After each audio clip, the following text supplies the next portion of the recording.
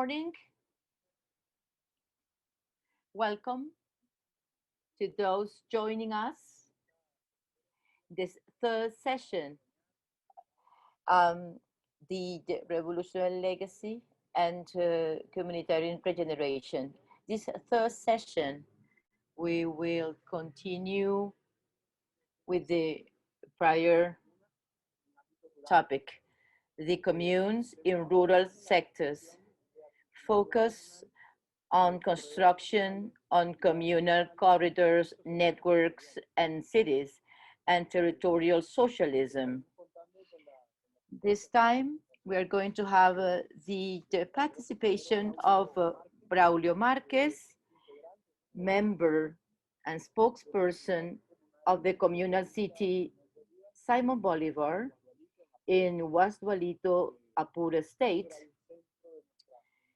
This is going to be the focus of today's session. We had thought in having Harvas Ruiz from the 27th of October movement in Amazons. He was supposed to speak about urban communes in the southern part of the country, and especially in the Amazon. However, we have had some connection issues. Power problems are serious in the south of the country. Now, if later on Jarvas can connect, we will be able to speak to him. Otherwise, we will be speaking only with Braulio. Before starting with the Braulio's presentation, I just want to make a few comments. Today, or yesterday, we celebrated 8 years of the famous phrase of Hugo Chavez, commune or nothing.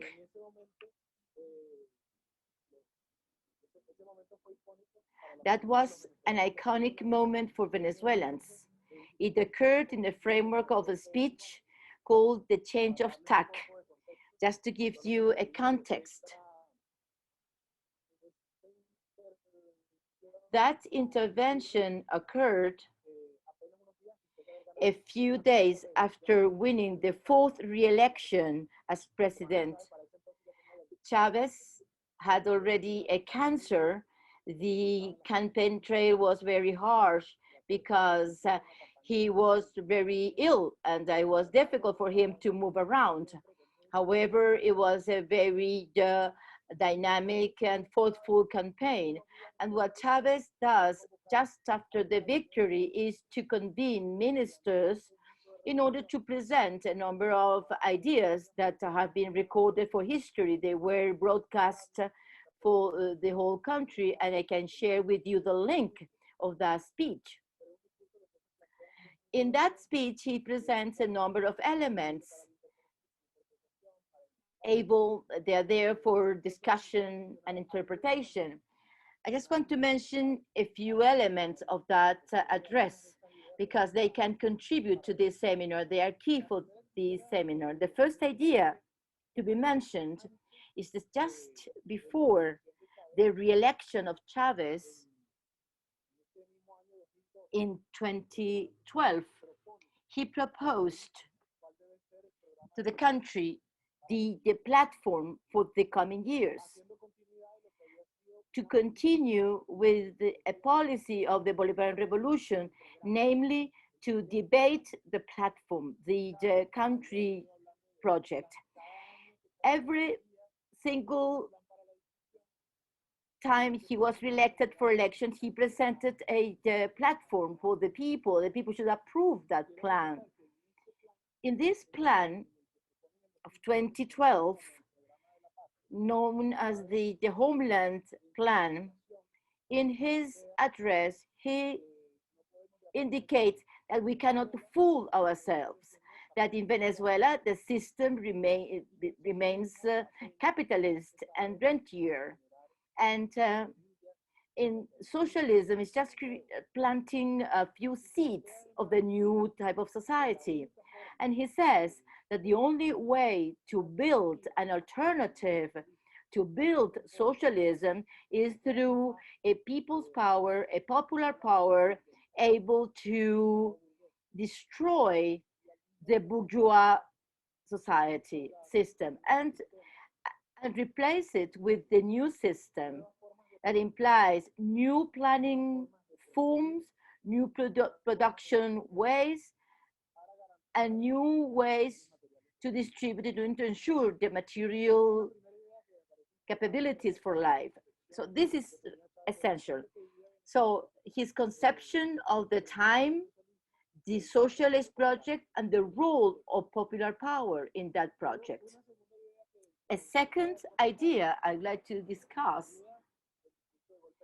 the change of tack speech has many interpretations, of course. I'm just trying to debate the various visions regarding the change of tack. Now, he made a very concrete proposal during his address, and that was an address to question the way we were governing ourselves. So the idea was, how can we envision the new period? After the election, where were the new challenges? So he proposed that it is not enough to be efficient in government. It's not enough to build a road or to build new housing units. If surrounding those roads, housing units, water lines, we are not building a new metabolism.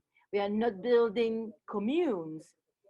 And from there, he challenges the minister to tell them that the challenge is to build communes as at the same time that we build housing units, road systems, and so on. That's very interesting to define the political task of the government. Another idea linked to this one is that communes cannot be isolated. Those seeds he mentioned before, the seeds of socialism and an alternative metabolism, cannot be isolated. Those seeds should network as a system. And he proposes a metaphor, a commune alone, or a stand-alone initiative in the territory, which is not accompanied or networking with others. It will be an island in the ocean of capitalism, or a ship in the ocean of capitalism, and that ocean is going to swallow that ship. Therefore, he proposes that what truly matters is to build communes. The key task is to build communes. Communes is the space to build socialism in the territory. Therefore, the political, cultural, territorial, and economic construction of socialism. And the last comment I wanted to share with you is that he proposes that we cannot use socialism solely as a mere alternative. No, this should be our own socialism, a 21st century socialism with the indigenous and African descent socialism. And not everything can be socialism. Socialism should be built bottoms up. What are the signs of socialism? And there he quoted Eva Metzeros, quoting in turn Marx. So he says, socialism has to be a profoundly democratic system where we have social control and self-management. There are many ways to interpret these ideas. However, we think that this is key. how between rentier capitalism and the construction of socialism, we need to develop, based on democracy and participation, the social control of capitalist economy, and at the same time to build a self-management system to build socialism. These are just a few ideas mentioned by Chavez in the change of tack address. I just wanted to bring these ideas to this session to be discussed today and next Wednesday. Very well. After this brief introduction, I would like to introduce Braulio Márquez, one of the spokespersons of the peasant socialist commune Simón Bolivar in Apure, Venezuela. This communal city is made up of savannas, rivers, forests. It is very hot and very humid. This territory has 116,000 hectares with 1,800 households gathered in small towns and settlements dispersed in the vast savanna. They are the result of years of tenacity, struggles, and battles. It is a very solid experience of socialist commune, this peasant and campesina commune. It is a city as a networking area. It is a rural area, but still it encompasses 38 communal councils, and they are gathered in 8 communes. They were among the first to be recorded in the country. Last week, we said that we have close to 3,200 communes. Here we have 8 of those communes, this communal city. And as I said, to grasp the communal system, how it works, each of these communes, 8 communes, they encompass various communal councils, 38 communal councils. They started in the 90s. At the time, they were defending human rights of the campesinos. Most of the territory are lands rescued from the large landowners. More than 20 years of effort, struggle, organization, and in 2018, they celebrated 10 years of self-government.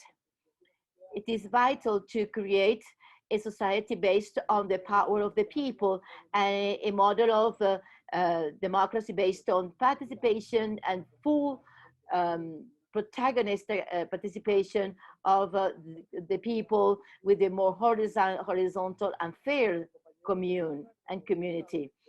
Chavez said that we need to build a new power architecture, which is balanced, polycentric, unitary, but deconcentrated, to guarantee people that they lead their own destiny, and that we will never again be governed by the elites. That's the strategic direction of experiences such as this one, guided by the revolutionary current of Bolivar and Zamora. Well, with this very short introduction, I would like to give the floor now to Braulio Márquez. Braulio, you have the floor.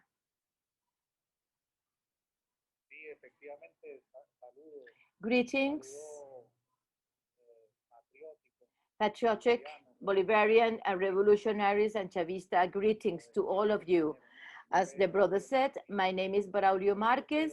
I'm a spokesperson of the socialist commune and a militant of our current movement, Social Zamora movement. It is a political movement that accompany all the social process movements in progress in the country. We are a communal city, socialist, campesina, Simon Bolivar commune. We've been working for a long time. Our organization, Revolutionary Current, was born in this territory, in this commune.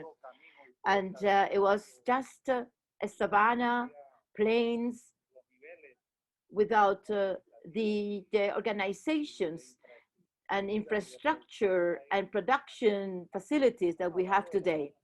We are talking about the 90s, governed by the Fourth Republic and neoliberal governments. This territory of the communal city, in a while, I'm going to show you a map and some images that our brother Jesus, he's a sergeant of the militia movement. He's Sergeant Garcia. He belongs to the militia movement. During the neoliberal governments, these vast spans of territory of rivers, savannas, was used by drug traffickers. This was a drug corridor. We are close to the border with Colombia, and the business of the armed forces selling the homeland and doing business with drug traffickers. In the Fourth Republic, I remember the only legal instrument we had to organize the people did not participate. The only organization was the Neighbors Association. So we organized neighbor associations in each one of these communities, and we created the CODEUM, a Committee for Human Rights, because all the peasants suffered constant violations of human rights. They were persecuted by the National Guard of that time, the armed forces, and they were considered subversive. They were put in jail. So CODEUM, the Committee for Human Rights, was created in order to confront the Fourth Republic. Once the political power was taken by our supreme and eternal commander, Hugo Chavez, well, all of those who were resisting in the communal city at that time, we immediately recognized the leadership of Hugo Chavez, and with the communal council law, we obtained more participation. This huge territory was organized with 38 communal councils, and in a process of joining the new power architecture, we organized the 8 communes, the sum of the communal councils scattered around this territory where we have the same culture, the same needs. We were just getting together to organize the communal council through the commune councils. So in this manner, we were able to create 8 communes. I'm going to show you some images so you can have an idea. We organized an assembly, and let me make a correction. It's 2,800 households. So we met, we discussed the process of construction self-government of the city, the geographical borders of the city, and there was a massive participatory movement of 80% of the inhabitants of the commune. They were associated to the daily work to build the city. Each commune of the communal city has a physical territory or space, which are the sheds of the commune, where we perform the education process to form popular power, where we meet to exchange, to discuss. So the communes, they have their place where they can live. I'm going to show you a few images so you know firsthand the communal city, how it works, and then I will explain in detail the self-government and the daily, how we are working.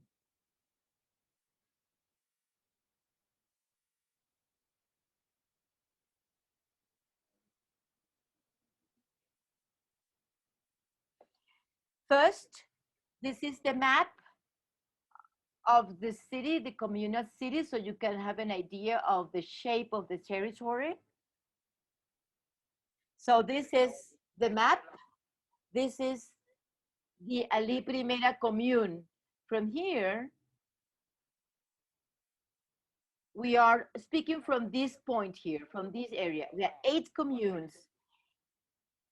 The H square, this is Ali Primera. This is the Renacer Rebirth Commune. This is the Uribante, Brisas de Uribante Commune. Brisas de Caño Amarillo Commune. The Ezequiel Zamora and Gran Unión communes. Victor Díaz Ojeda. 8 communes, as I said, is a very productive territory. This is the Apure state, and the communal city is 115,000 hectares. 2 parishes, San Camilo on this side of the Uribante River and Sarare River, and the Guasdualito parish. Now, here we have an image of the assemblies that we have held in this communal city. This is the productive map of the communal city. And there you can have an idea of the different items we produce, the agricultural activity with tractors. We have some figures of the level of production, the inhabitants, and so on. Now, let's see a record of our assemblies and a picture and a photograph of the assemblies. This is just an image of the assemblies that we organized to debate, to discuss the project, for community work, and so on, and distribution of inputs, various the cultural fairs, the cultural activities. There were candidates. There was a beauty contest. The assemblies. One of the first assemblies we organized. So we met to define the construction of the communal city, the borders, the geography, the name of the communes, the spokespersons.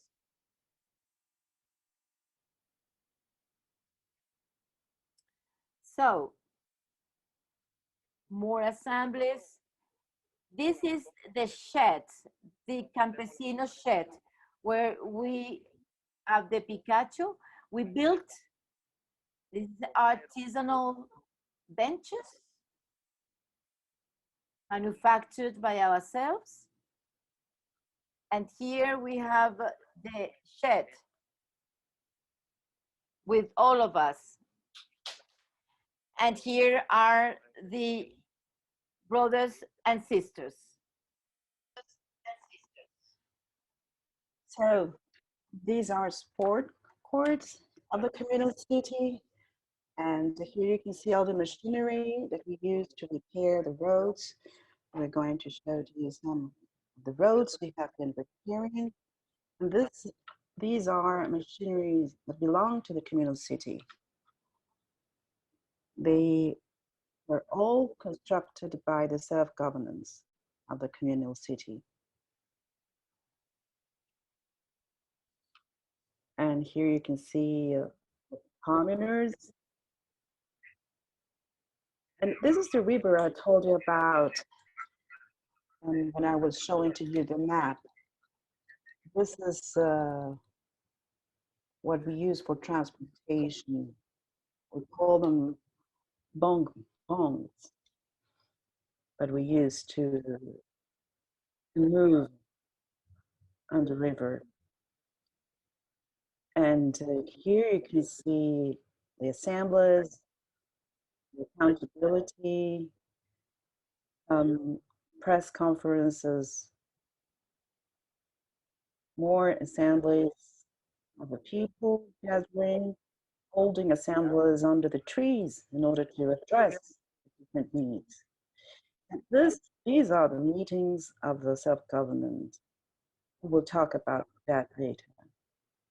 The assemblies of the people's power. So,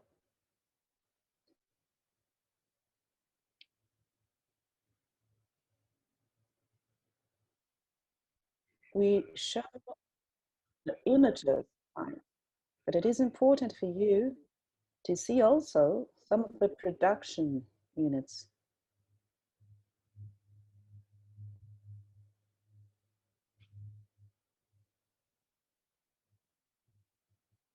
Here, we're growing vegetables like manioc.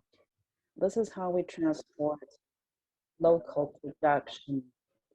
We use horses when we can't use cars, watermelon, lamb, plantain. This is the Grand Union Commune. And this is another commune. This is the Orivante commune. They're loading their cargazon of plantains. This is again the Gran Union commune. And here you can see papaya growing and fisheries as well. Here you can see some of the big persons of the self-governance units and some cattle, dairy products, milk production, and cattle, livestock.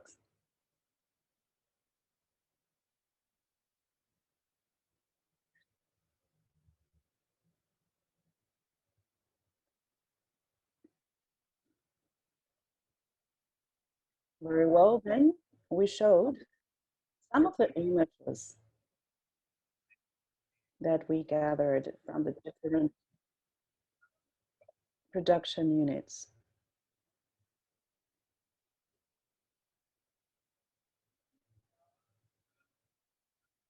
Are you getting me? Can you hear me? Very well then. I thought we had lost the connection, but I was just telling you that I was showing you the images. Could you see images? Could you see the images? Yes, they were okay. And we like them, but we will ask you to send them through so that we can share the images with everybody. Yes, you can count on that. I will send this material as well as other material that I have of our assemblies, of our production and the self-governance system so that you can have all the material. And our friends, international friends that are following us and others as well from different communes can have the same information, can circulate information. So going back to the explanation of the communal city, as I said, we held many assemblies, debates, and we visited the different all houses, the of the 2,800 families after we had registered them. You talked about the change of tack. And yes, we experienced that because we had here for the first time, we registered the first communes in the register, the CICOM register. We registered here the first 8 communes in our country, and we could participate in several activities with Commander Chavez. I once went to a program, TV program, Allo Presidente program, and I presented then this project to our president, and I explained what we had been doing in the commune. And he sent a commission from the presidency and took this commune as an example to be replicated in other places of our country. So I was telling you about the self-governance system. This is a system, a political system where we conduct all the leadership activities in our community. It is made up by 38 workers from the 38 communal councils and one person for each communal council. And during assemblies, one person was appointed to represent their population before the communal government. We had 38 communal councils, then 38 spokespersons. And 2 years ago, we conducted a reorganization process of a communal city. We restructured all our units. We revamped our organization, and we defined a roadmap for the construction of the communal city. So this was socialism in the making in our territories. In the communal city, we have several social organizations. We have the producers organization.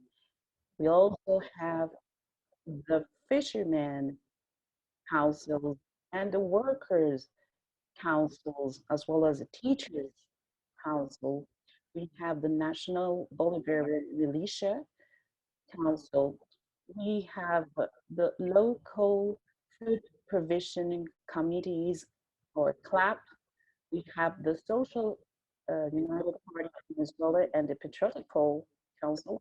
And in the images that you just saw, you could see some ensembles, right? These were the ensembles during which we elected the new actors in our self-governance system.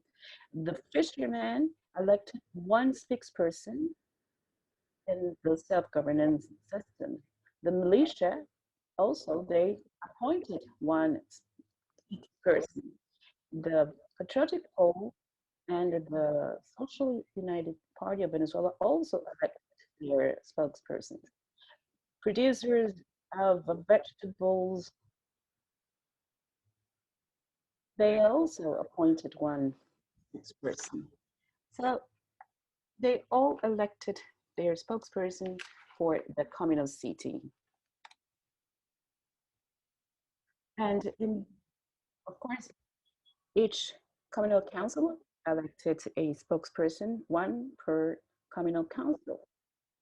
But we have in total 58 spokespersons because we broadened the space and we occupied more territories that now have a spokesperson.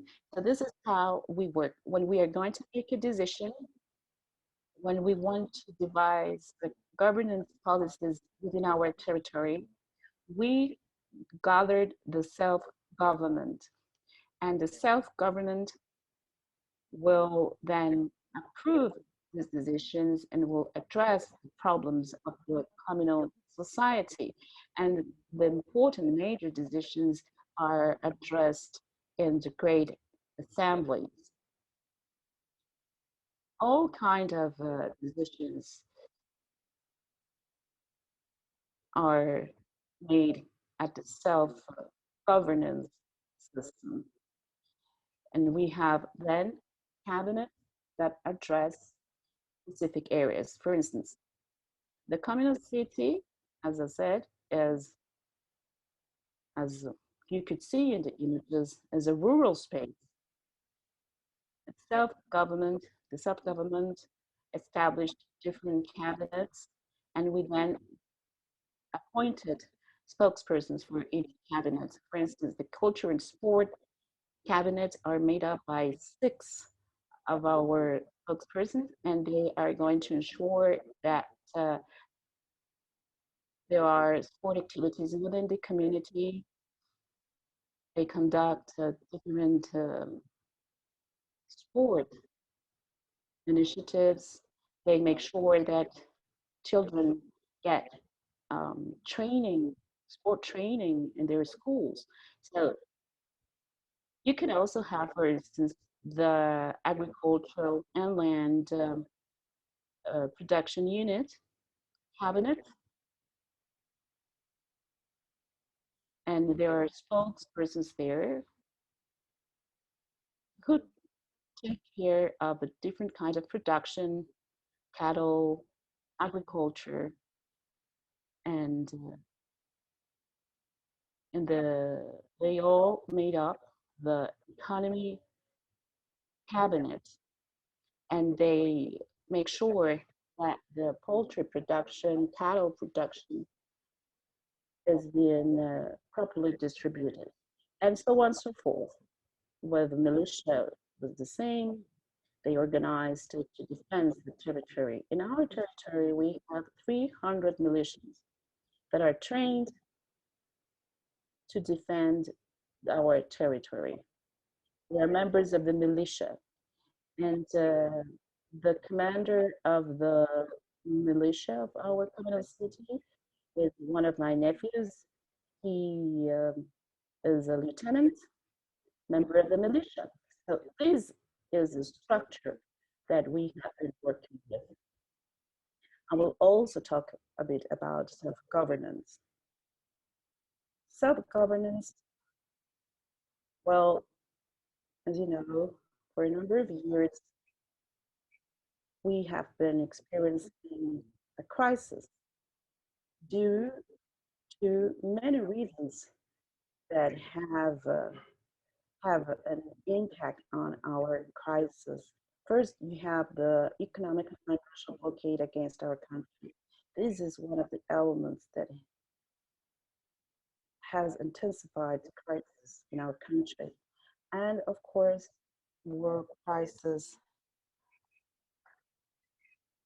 in general, and also a crisis within the revolution. Honestly speaking, we need to accept some of the authorities and the cadres are hired, so to speak. But here we are in the self-governance system. So everything that you've seen in the images, the machineries, the production belong to our communal city. We do not receive resources of the state invest because there are no resources, there are not resources available. There is a blockade. And as a social and political organization, we were successful in winning the mayoralty of the 5 municipality in the Apure state where the communal city is located. They all belong to our Bolivar y Zamora revolutionary current, and they give some assistance. If we want to bridge, for instance, want to build a bridge, for instance, with the help of all the inhabitants, we make collections to repair roads, schools, and also the shacks where the commune gathered. So we can say that thanks to that joint work, we have been successful in building our roads. Of course, there is much to be done because this is a rural community, but we have excellent roads. This is the experience I can tell you. self-organization. Now, in terms of production, the communal city has 3 collective spaces that were recuperated, as Hernan said in the introduction, that were recuperated by our revolutionary Zamoran Bolivar current and by the communal city. One of the territories are called Nieves, to pay tribute to one of the workers that was killed by ancient the ancient system, the Fourth Republic. And we also have a mixed property space in Los Blancos sector, 6,000 hectares, where we have adopted a mixed productive model. In one part, there is individual production to benefit households, families. And there is another part where there is a mixed model where they work 1 or 2 days a week, and the production is then redistributed to the communal council, to the different communities. And with the earnings, we repair schools, roads, and we make investments that benefit the community. This is the concrete experience that we have.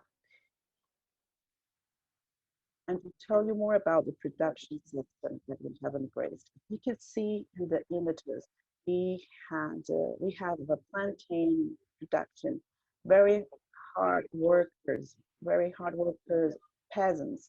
We produce watermelon, papaya, lemon, cabbage. We produce vegetables. We produce corn, rice. We produce milk, cheese, meat. We have a very rich land, and thanks to our efforts, we have contributed to the agro food sovereignty of our country. Of course, we have been impacted by, we have been hit by the economic crisis because we lack inputs and resources to repair machinery. But in spite of all those difficulties, we're still moving forward. We also have a fishery, small fisheries in the rivers.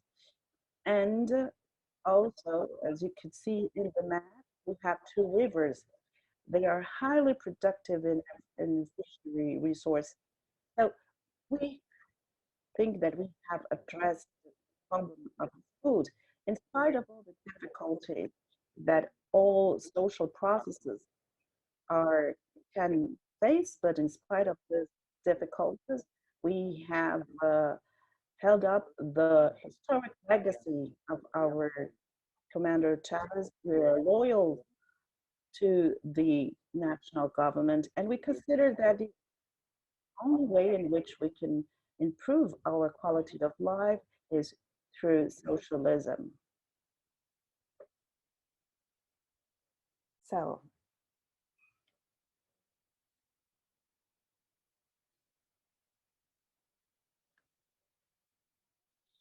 it's been a wonderful experience. We have been working with a lot of commitment, love,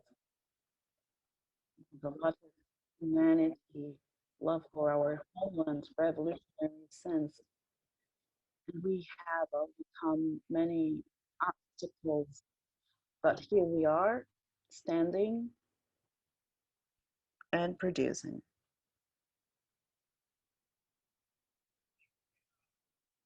I would also like to explain to you the role, the women's role in the building of the common city. Women in our community are very important. Our communal city is a feminist space.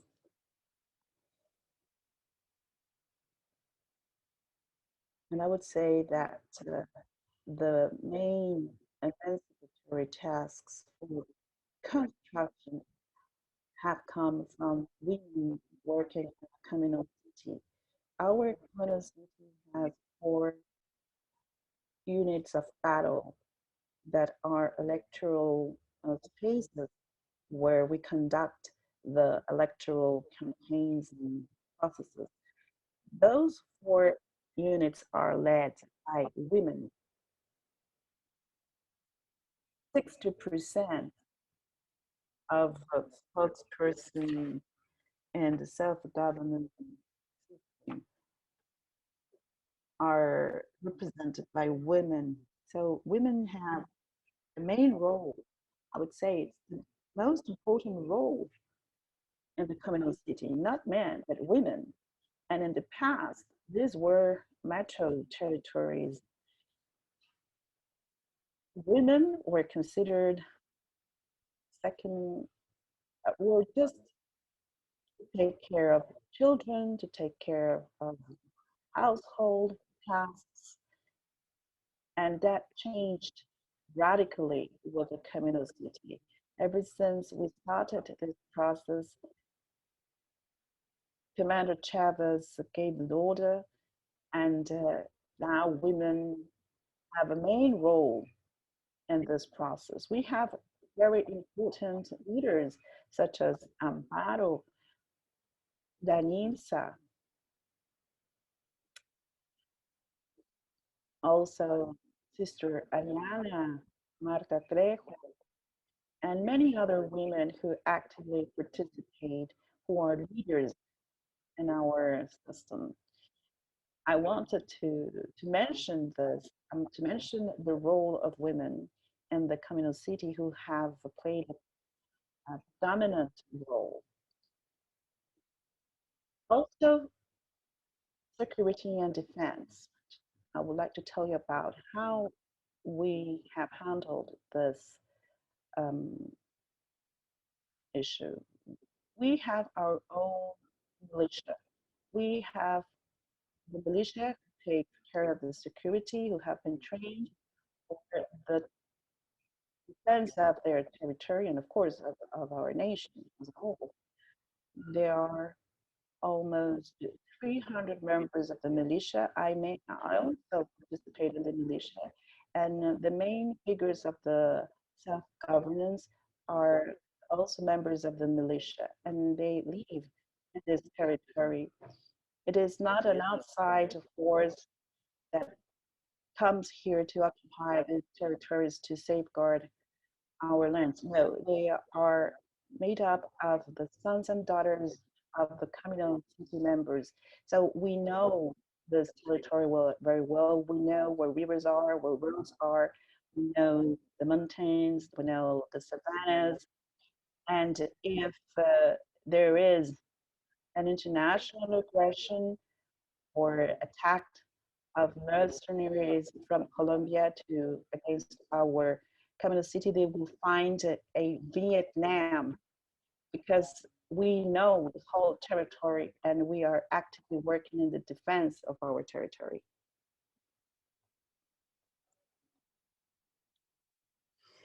And in closing, with the production sphere of our communal city, I would like to tell you that 1 year ago, we seized um, idle lands, and we are building a new peasant settlement. It's called the Ato Marcotoro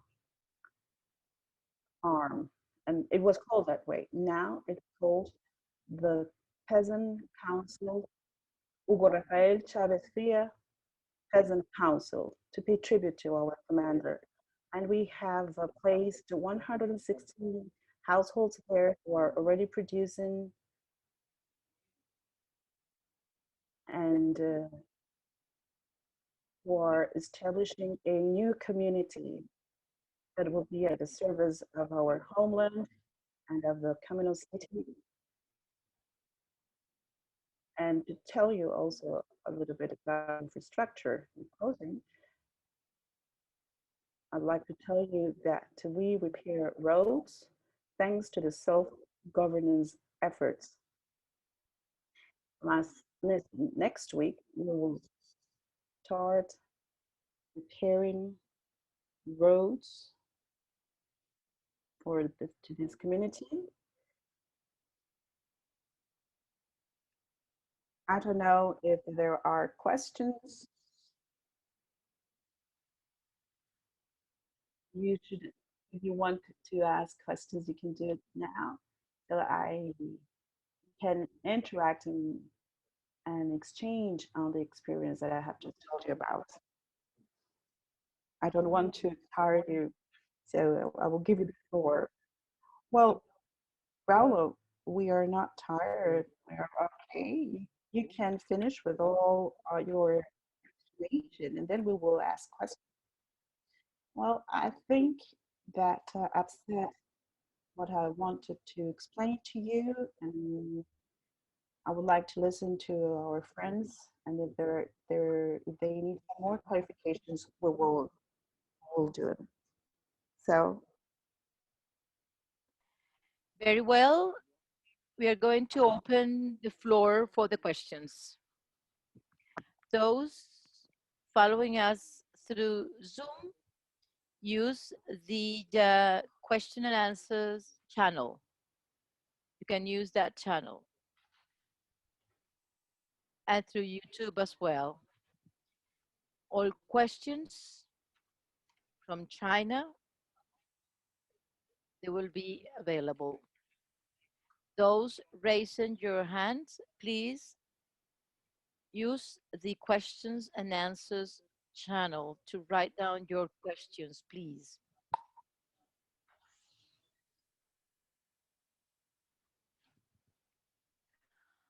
So we have a first question.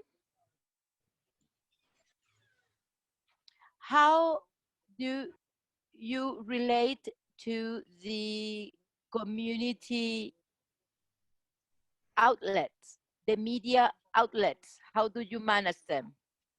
Also, two other persons are requesting the floor to ask questions. Please write down your questions. So let's answer this first question. The communal city has been a pioneer in the communal media outlet. Bolivar Vive was the first media outlet, a community media. That radio station is today in Guasualito, so it can cover a larger swath of the state. We also have a newspaper.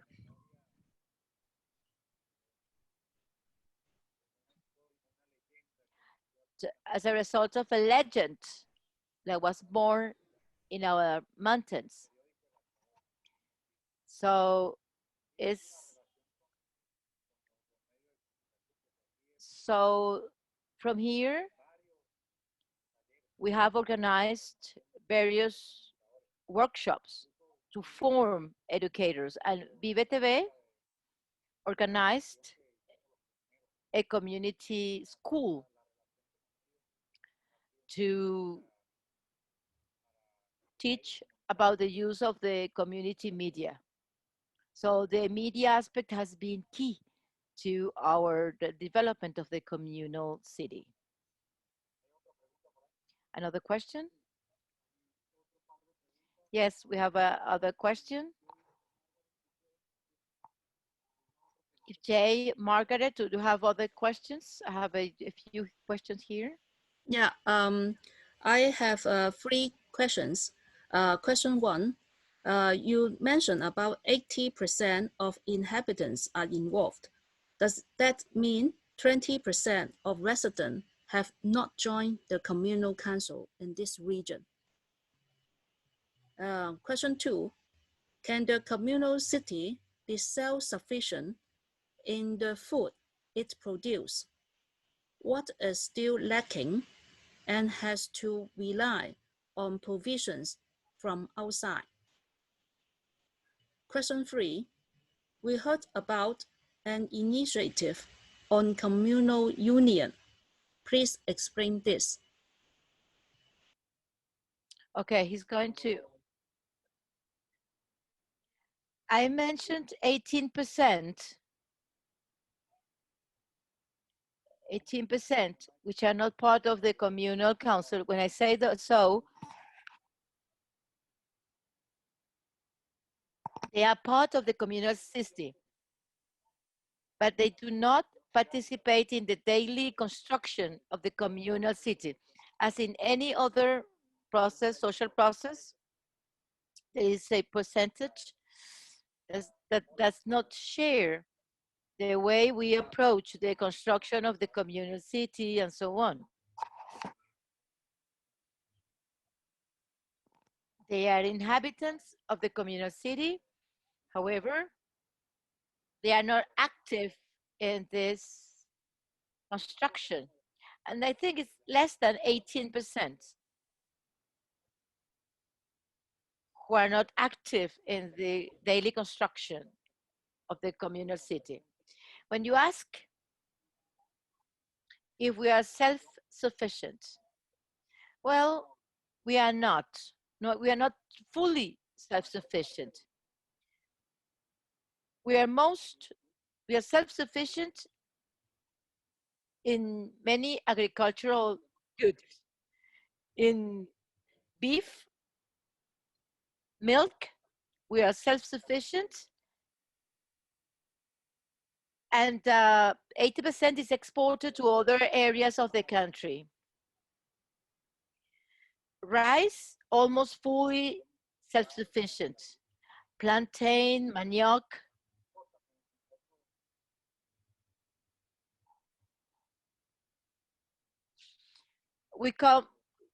These producers come from the other part of the country, but most of the agricultural products are produced locally. Unity among communes. Well, many proposals have been put forward for the communal union. Commander Chavez, he called for the creation of federation and confederation of communes and the communal corridors. We call them communal cities, namely amalgamation of communes in territories that share the same history, common needs. For instance, here we have 8 communes in our city. They are an amalgamation, and they have created a communal city. However, this city could join with other cities and create a territory or a state, a communal state. This is the new structure of the communal state. Communes, communal cities, and communal states.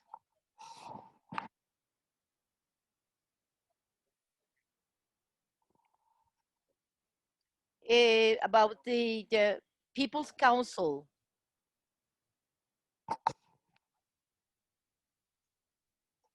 Several popular councils were created. The People's Council for Communes, a body where all the parliaments of the commune gathered. We have a representation, and they meet with the president. Those are the Popular Council, and they meet with the president, and they are the link to try to resolve the issues we have in our grassroots communes. Now, what is a commune? I could spend an hour explaining what a commune is. Commune is a space, a political, social, organizational of the people. It is a territorial area or space well defined territorially with people meet in order to solve the problems of the community, in order to give responses to the deficiencies, the weaknesses of the community. And the essence of this is humanity, production, brotherhood, education. A commune is a political, social, organizational body where people gather to find solutions to their problems in order to transform reality, to build in this space well delimited new society with new values premised on solidarity, humanity.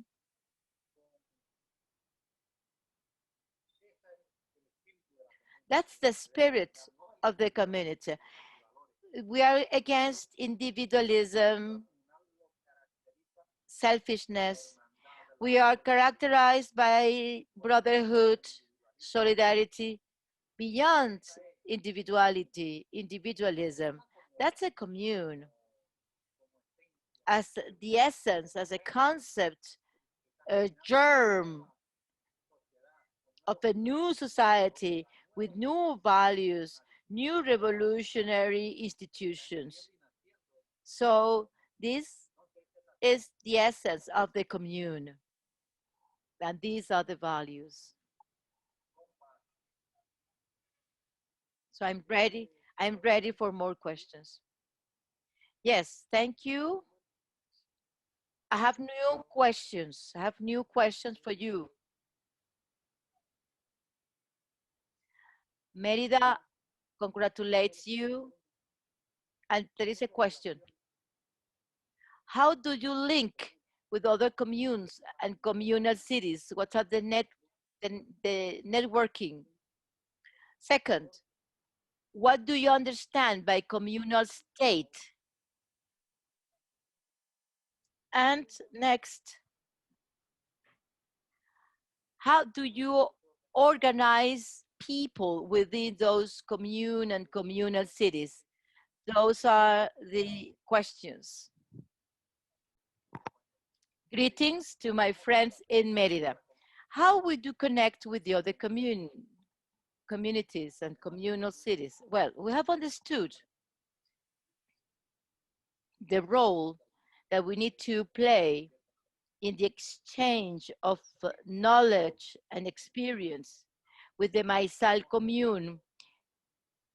We have had a lot of exchanges, economic, cultural, experience exchange with Guasualito, nearby, 80 kilometers away.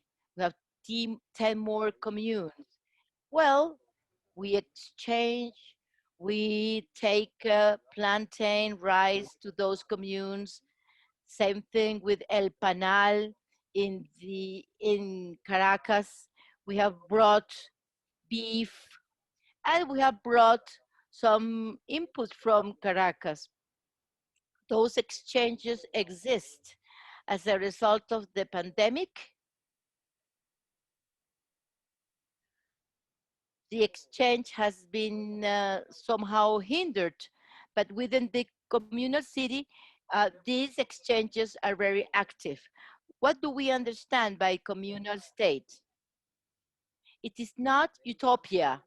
It is our dream, our great dream as revolutionaries and comuneros. When we talk about the construction of the communal state, we mean the construction of socialism. There is no way we can build socialism if we do not have a territorial expression of socialism based on the elements I've already mentioned. We need to use the territory to build socialism. As Mariátegui, the Peruvian Marxist, socialism cannot be a copy. It should be a heroic creation of the people. So we need to build a socialism which is in a territory, expressed in a territory where commune members should self-govern in that state. Of course, we still have the remains of the old bourgeois state, and they hinder the creation of our new system. The governorships, the majorships, most of those people in those posts and positions, they are reactionaries, they are in depth against the communal movement. They fear the empowerment of the people because they want to remain in power. They want to give crumbs to the people, and that's they are the pillars of the bourgeois state. Now, if we want to build a new communal state, well, that is not the final end, but that's an objective. When we have the new communal state, well, that will be the consolidation of socialism. How we organize the people. I'm going to have another sip of coffee in the meantime.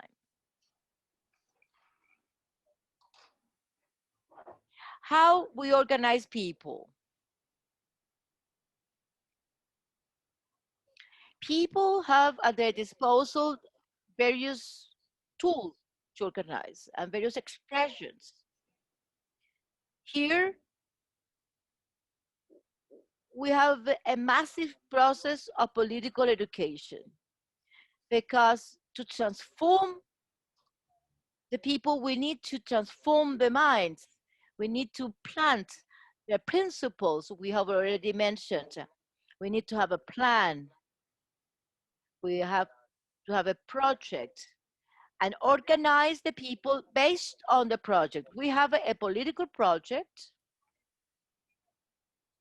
which is clearly devised and designed. We cannot organize the people just for the sake of it. We need to have a project, a plan. We have the plan. We have the project, which is the construction of socialism, the communal city, the communes, and the Bolivarian revolution as a whole.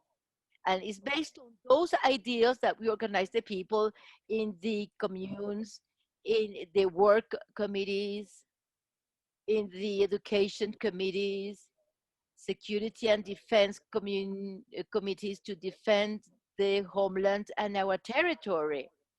And it is the way we progressively organize the people, because we need to educate a new man, a new woman.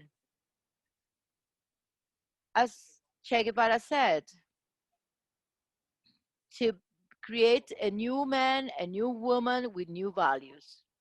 So those are the ideas I had in mind. I don't know if you have other questions. Yes, many questions arriving.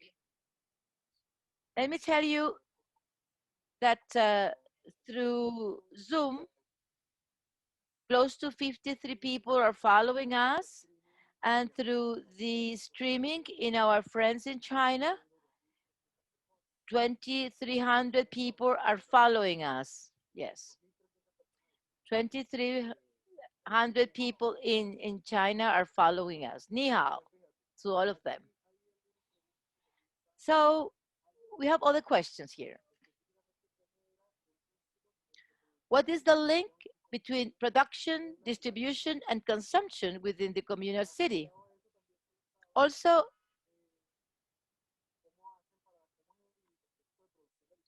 how do you produce the food, especially the seeds? Have you resolved the issue with the seeds?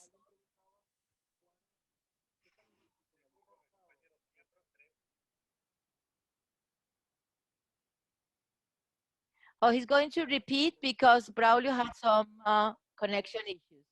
First, the link between production, distribution, and consumption within the communal city. How does it work? Second, food production. Regarding seeds, how do you obtain the seeds? And third,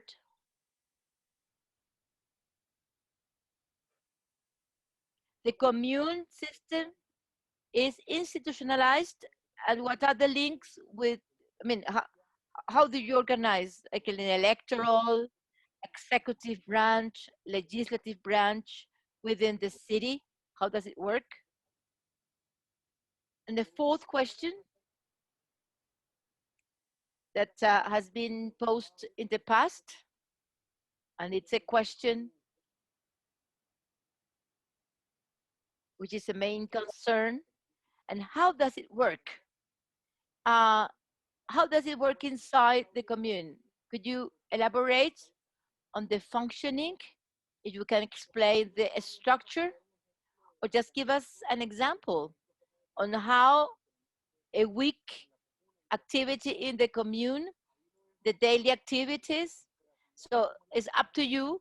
How are you going to explain to the brothers and sisters how these communes work in Venezuela?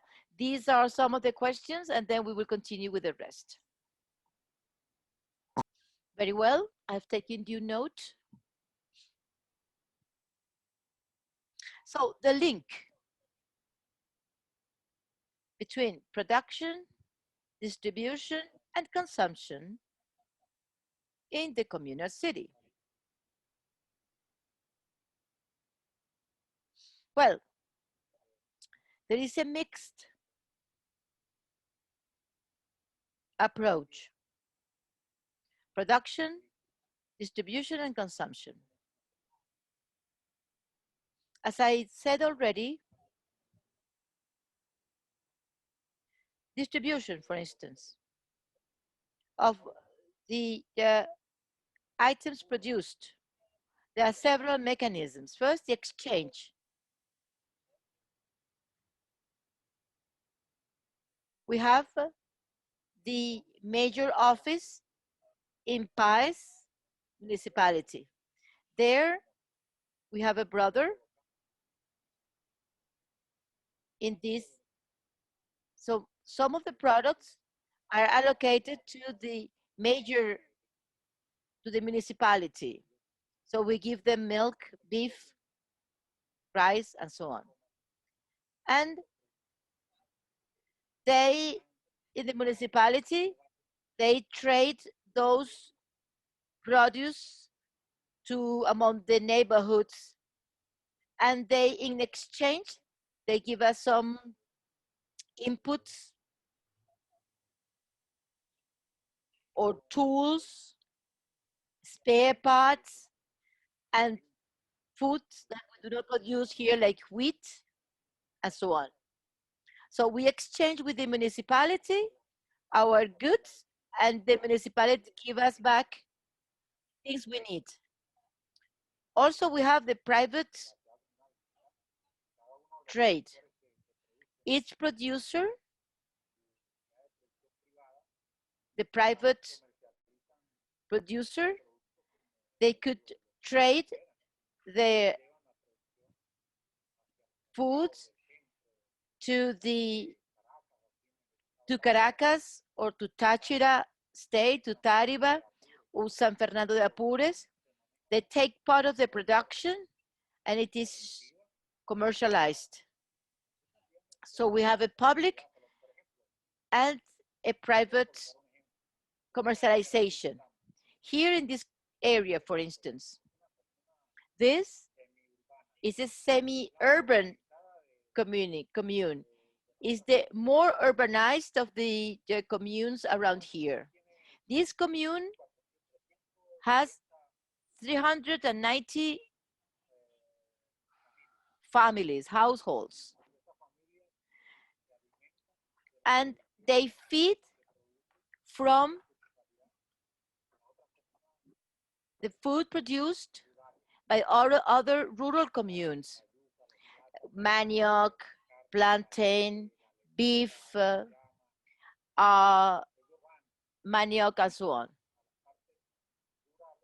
These households, they go to those communes, and there if they find the basic vegetables and beef and milk.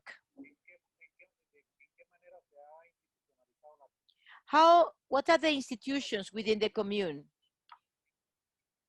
Well, there is an organic law, and that law has a number of articles and provisions. Some of those articles have not been fully developed yet. We have the communal bank, for instance. It's part of the institutions of the commune. And there we have spokespersons elected by the grassroots, and they manage the financial resources. There's another, which is the social oversight, a social oversight on the work of the commune. And they also do oversight on the handling of the resources by the bank. And also we have the executive committees.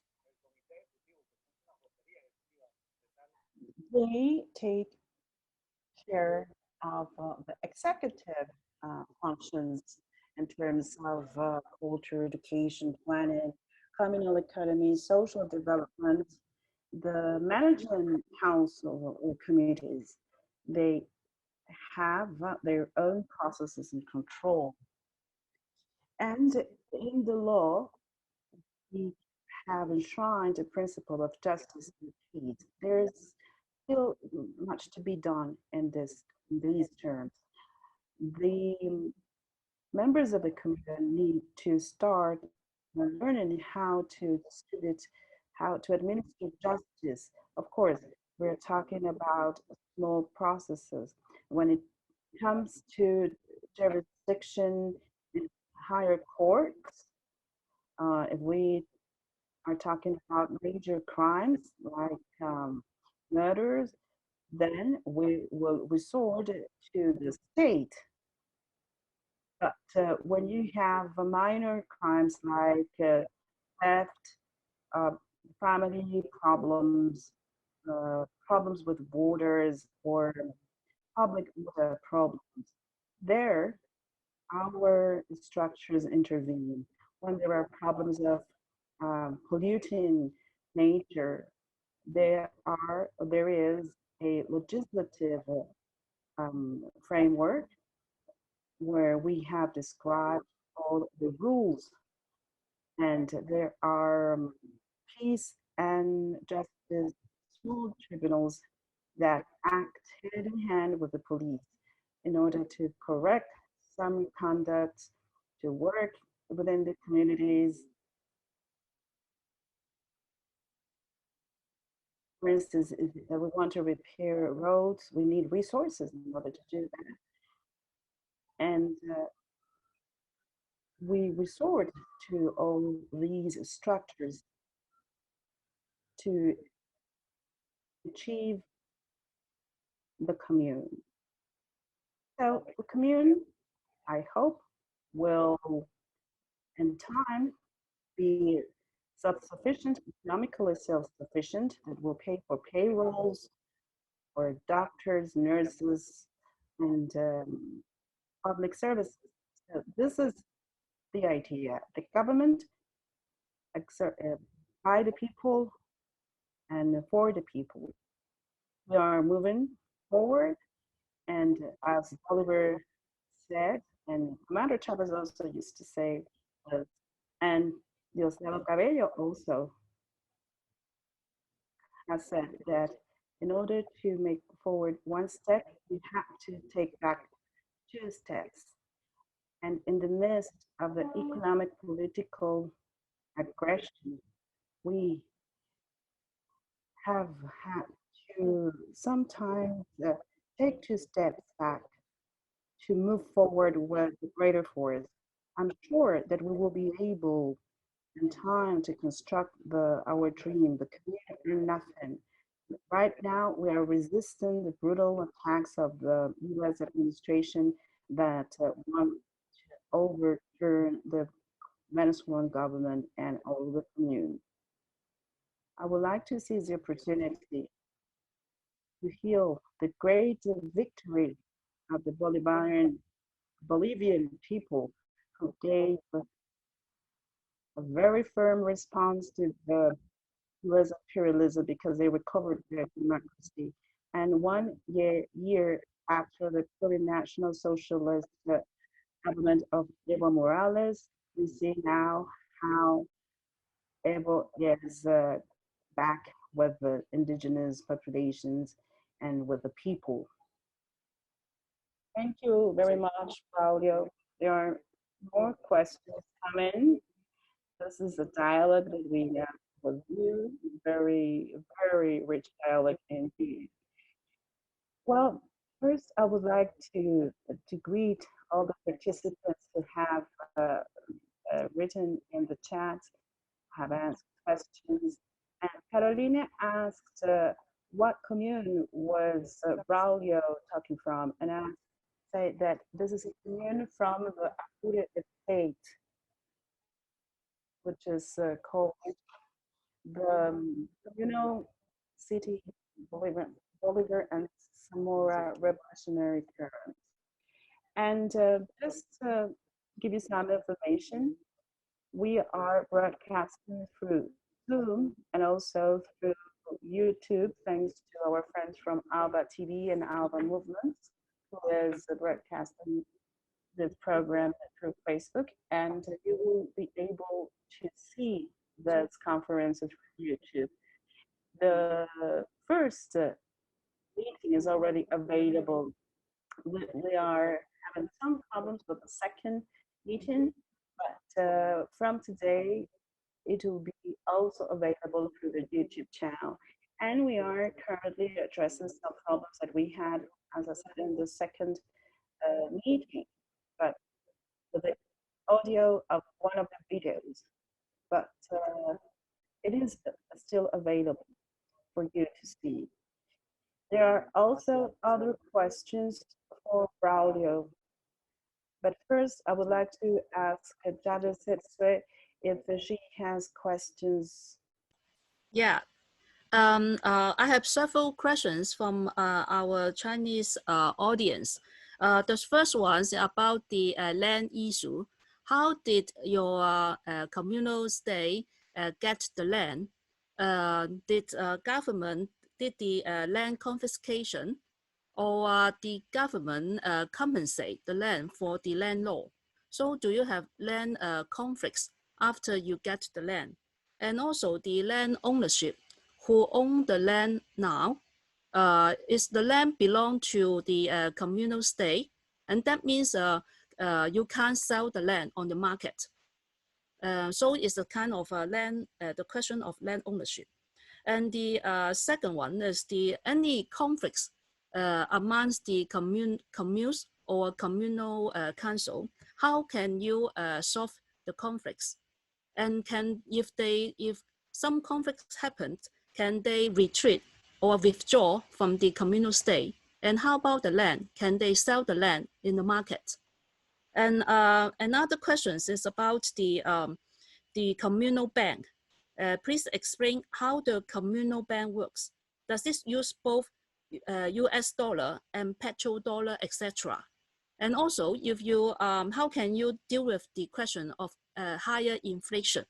If you use the Bolivar currency, how can you deal with the high inflation? And also, have you experienced with the local currency within the communal city, local currency?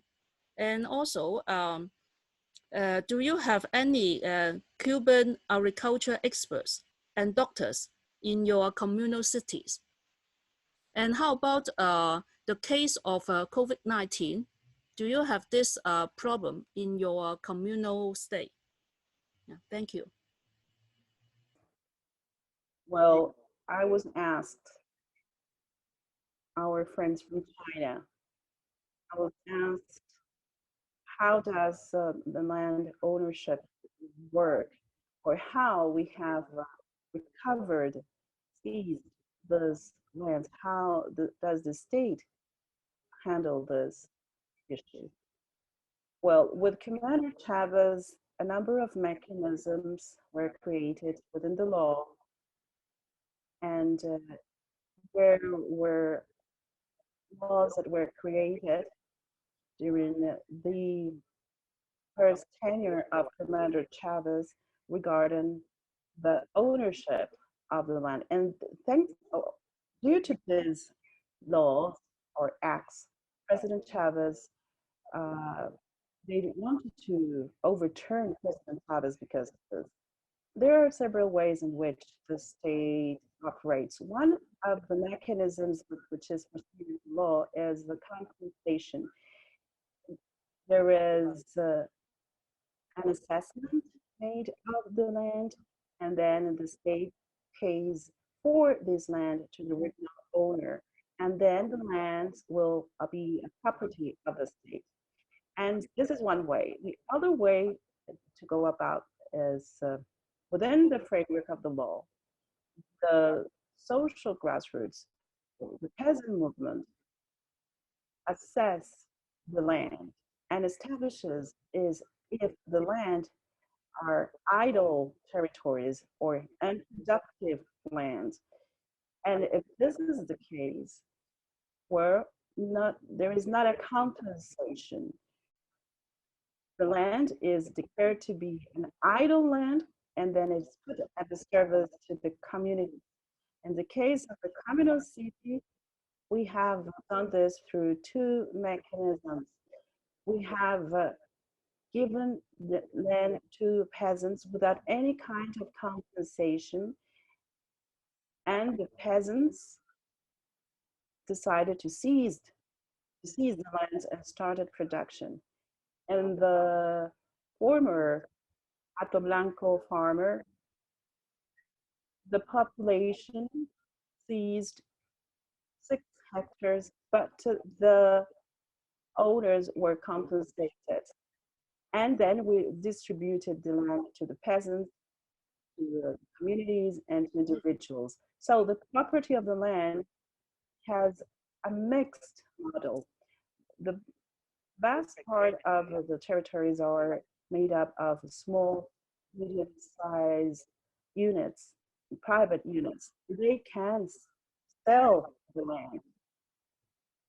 But here we're talking about families that own the land or have owned the land for many years to other people who would like to acquire them. But of course, there are specific norms that need to be fulfilled because first they have to hold several meetings with the spokespersons of the commune to explain the reason why they are selling the land, to whom they are going to sell the land, and the buyer has to have a commitment with the commune and has to respect all the policies from the commune, has to abide by the laws that have been approved, and they need to respect all the norms. They can, in fact, they can sell the lands. Now, the lands that have been granted by the state or the communal state cannot be sold for a period of time.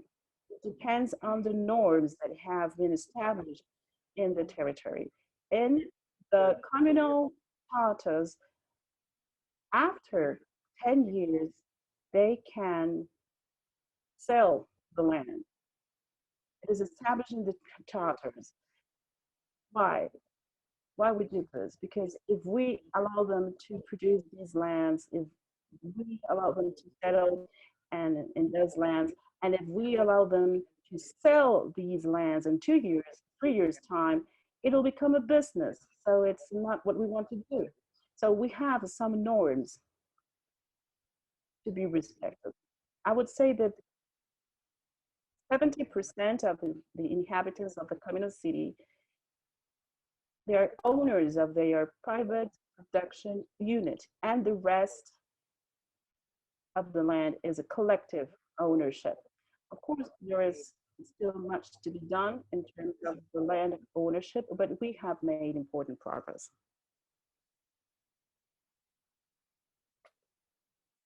There was another question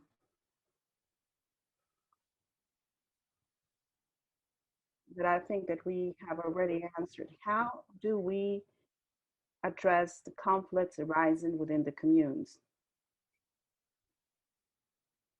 Well, we handle this inside the commune. Of course, the commune has its legal instruments to tackle these issues.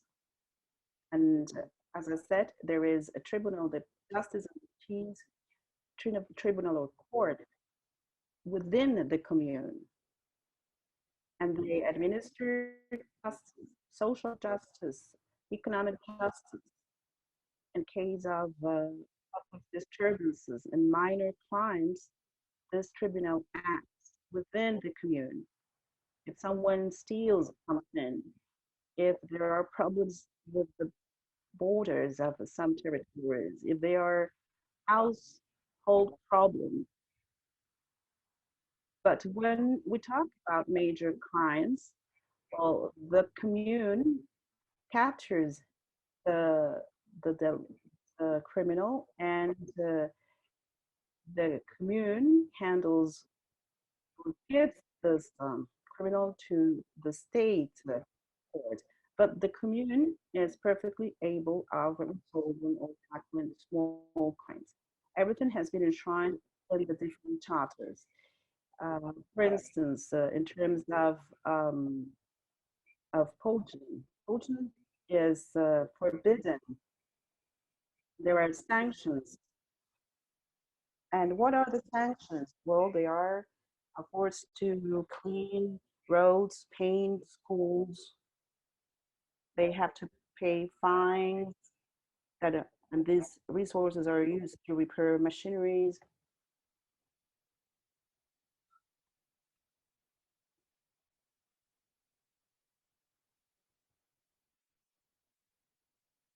I was also asked, how does the community bank operate?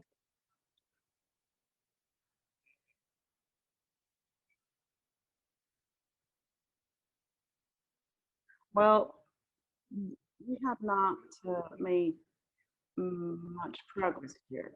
There is a proposal made by the government. They want the bank to start dealing in Petro One, which is a cryptocurrency of petrol, in order to import goods. Because this is one of the weaknesses that we have had. We cannot say everything has worked perfectly, or that we have not had problems, because we wouldn't be saying the truth. We have to acknowledge that there have been some difficulties with the banks. And one of the problems that we have had is a devaluation of the national currency, Bolivar. And of course, this has hindered our progress. The communal bank, uh, of course, grants resources, but these resources are granted in Bolivars. Some of the transactions are made through electronic means, but we also have to adapt to the social and economic reality of our community. What we handle is the Colombian currency, the peso, which has a little bit more value here in this territory. And the bank is handling all these operations in pesos. So we're buying and selling in pesos. This is what we are actually doing. And with the peso, we can buy all the inputs and machines that we need to buy. Of course, we acknowledge that it'll be good for the bank to work with petros or any other cryptocurrency. It'll be good if the commune could operate in yuans, in dollars, or in euros to invest. But as I said, the majority of the items that we are using or buying is with our self-governance system, and we lack of resources. And the communes, they are handling other kind of resources. For instance, they pay with their production. But well, this is what I wanted to say. I was also asked if there are Cuban experts in terms of technicians and producers or agricultural experts from Cuba. Yes, yes. Well, we have also people from here, from the local um, territories, but I would say that the vast majority of technicians that we have are coming from our own territory. We have an research institution that has helped us with the planning of the production. We have also worked with the Health Agricultural Institute and the Ministry of Agriculture and Land. Yes, we do have some technicians, but the vast majority of the expert personnel is made up of local producers, local farmers who are familiar with the production cycles and the local production. It is us who are taking care of those issues. And when it comes to the spokespersons from the productive sector, we have also, as I said, people from our uh, community. How we have handled COVID-19? Well, I think we have been successful. We have been able to contain COVID um, pandemic and within our community. I would say that we are the single territory from the national level who have handled in a very responsible manner the COVID issue. We had a small outbreak, but we stopped it in 2 days.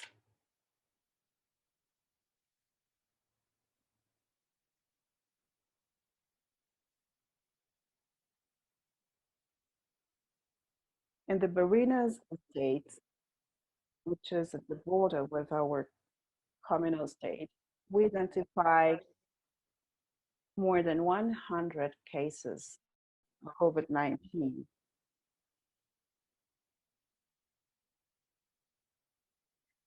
And this is a state that is located at 5 minute walk from the communal city. So we were successful, however, in identifying 2 cases of COVID-19 in our communal city.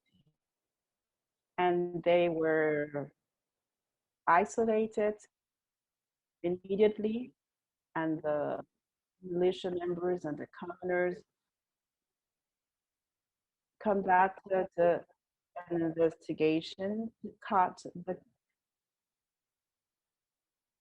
the chain of transmission of COVID-19, and we identified the families, and we guaranteed all what was required: medicines, food, gas, public services, until they got better and until they healed.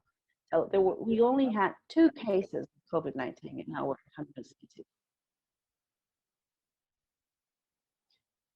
And we do not allow for gatherings or meetings.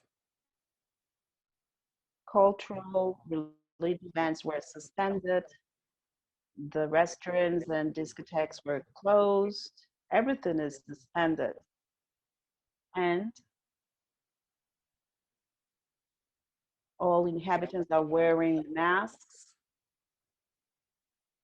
in our community city, even those who are in cars or motorbikes are using masks. And we are using all the sanitary measures to keep the population safe. We conducted massive tests with the PCR test.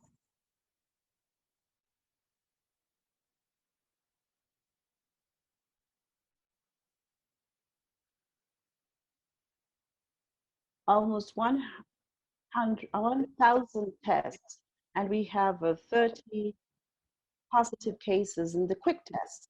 And we were afraid for a minute, and then we conducted the PCR test, and only 2 cases were positive cases. But those who were tested positive in the quick test, we were following these cases and we were providing all the necessary goods for them. So we have been responsibly handling all the COVID-19 situation. We have been very, very stringent in terms of the norms that we have established. So I think that I have answered that question. Thank you, Braulio, very much. Well, yes, you have answered some of the questions because we're still getting new questions. There are these 20 questions that we have answered. Yes, we have had a very nice exchange. Someone asks on education. What about education? And in order to foster a paradigm change, a logic from liberation, there's been some changes in the educational process and the framework in the field of defense. Have you received threats from paramilitary groupings in your communal city? Also, how do you assign a value to the goods you produce in a commune? And since the price are fixed or set by the capitalistic market, how do you handle that? Do you rely on private companies, bourgeois companies to ensure your production? Is it possible to build alternative production chains that do not rely on the capitalistic market? Those are the questions.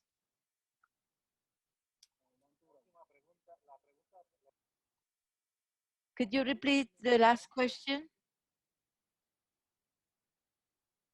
If it's, have you thought of building productive chains among commune members so you do not have to rely on the capitalist market?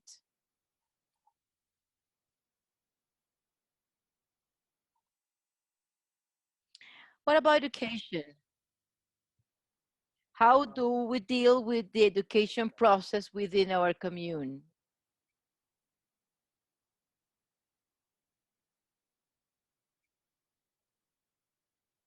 The educational committee is led by the education leader of the commune, Dilmer Ochoa. Ilmer Ochoa is responsible for that. And we have a plan, educational plan.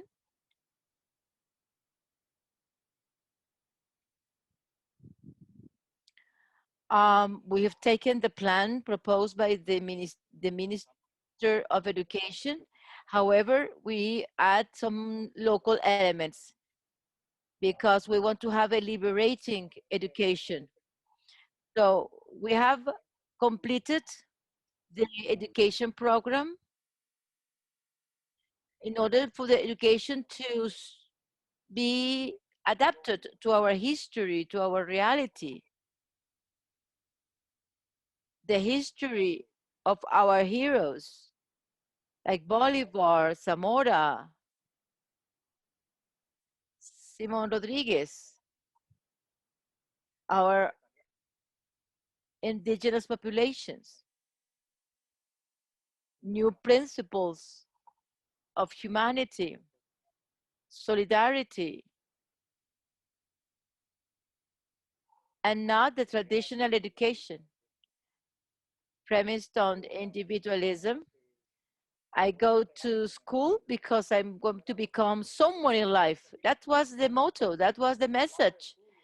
Here, we used to say, well, if you want to become someone important, you need to study. So you are educated to become someone. Now we want to educate for people to be more humane, to learn about exchange, to learn about solidarity, about the construction of socialism.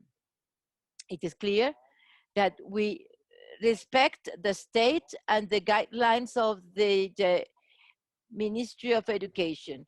We apply the syllabus proposed by the ministry, but we try to contribute to local elements. Now, regarding the threats from paramilitaries, yes, well,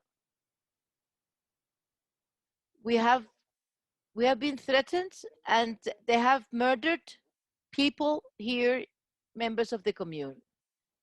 And the aggressions come from various groups, from La FARC groups in Colombia, and also from the paramilitary. The ELN, the Colombia Liberation Army, had used traditionally part of our territory as a sanctuary.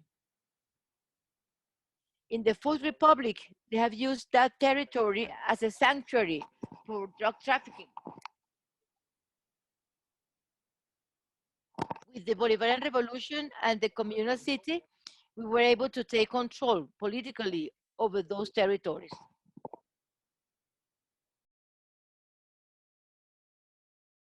We transformed those areas for production purposes, education, and so on. And those groupings have been expelled. And it is clear that they want to come back and take hold of these territories again, but our social organizations, communal councils, the communes, we've been able to push back. In Sicoporo, in the forestry area, a year ago,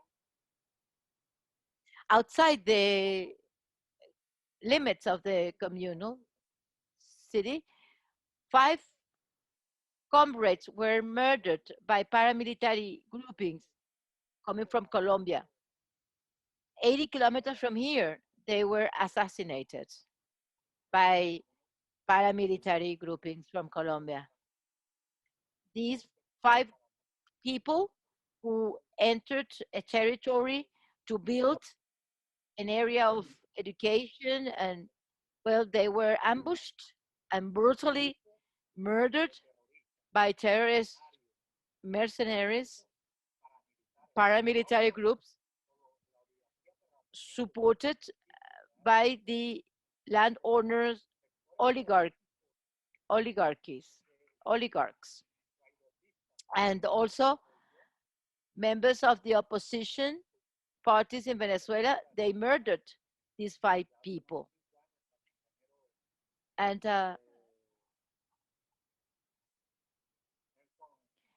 Nelson Guerrero, Javier Guerrero was also murdered 5 years ago by mercenary grouping from Colombia, as by members of the armed forces in Colombia. So we have confronted difficulties. However, we are impregnable.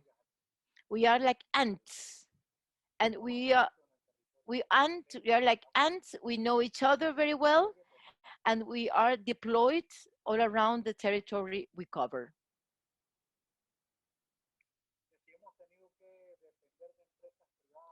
Have we relied on private companies in order to obtain inputs and supplies to produce? Yes, of course.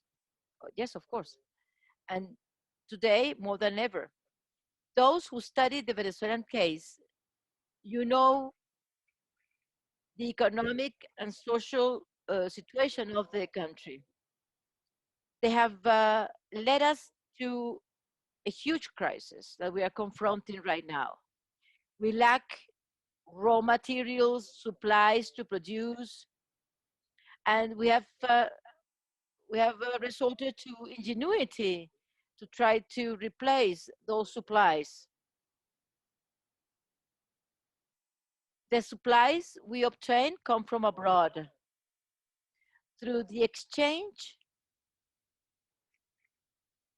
with Colombia, since we are on the borderline of with Colombia, we bring some supplies from Colombia.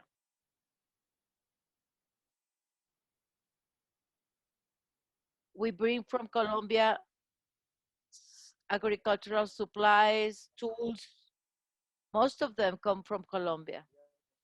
Also, the municipalities here help us, and the Bolivarian government as well. They provide us with some of those. But we have also learned to produce our own organic supplies, bio products. Most of the supplies are organic supplies through compost, worm, etc. All those biotechniques.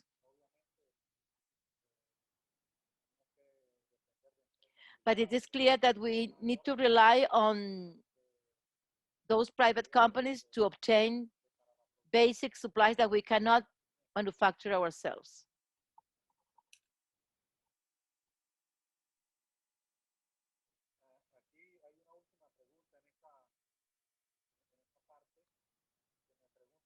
There's another question here.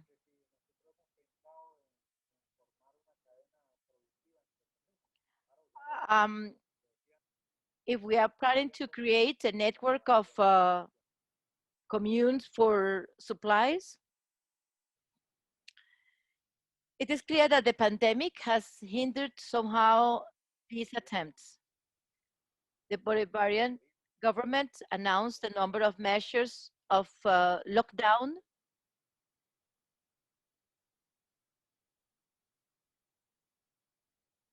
The difficulties to go from one city to the next because of the pandemic. However,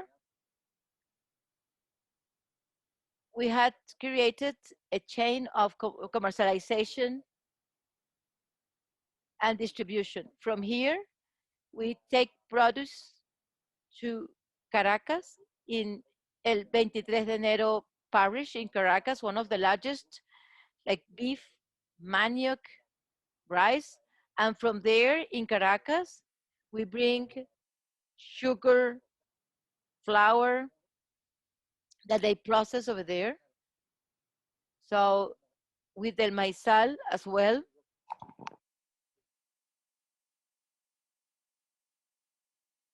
we need to improve the exchange between communes. That is clear. However, that's the purpose, that we can foster and encourage and strengthen those exchanges.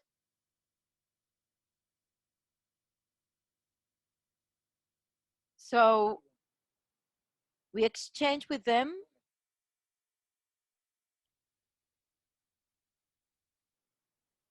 Thank you very much, Braulio. We have more questions here from China. However, I have a couple of comments. This seminar